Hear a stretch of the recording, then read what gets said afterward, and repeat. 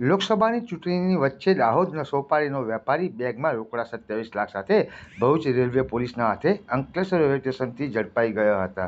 ઉલ્લેખનીય છે કે ગત રાત્રે વડોદરા ખાતે તરસાલી ચેકપોસ્ટ પરથી કારમાંથી ડિસ્ટ્રિક્ટ સર્વેલન્સ ટીમે 13,50,000 જપ્ત કર્યા હતા. ભરૂચ રેલવે પોલીસે અંકલેશ્વર રેલવે સ્ટેશન પરથી ₹27 લાખ રોકડા સાથે એક ઇસમને ઝડપી પાડી તપાસ હાથ ધરી હતી.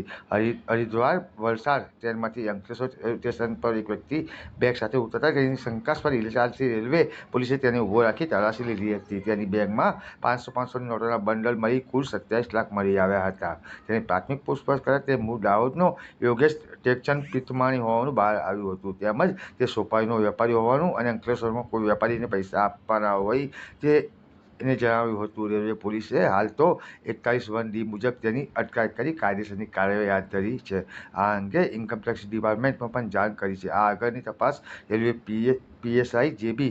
મીઠાપરા ચલાવી રહ્યા છે. લોકસભા ચૂંટણીની અમલી આચારસંહિતા વચ્ચે આટલી મોટી રકમ રોકડ સ્વરૂપે મળી આવતા પોલીસની તપાસ શું બહાર આવે છે તે હવે જોવાનું રહ્યું.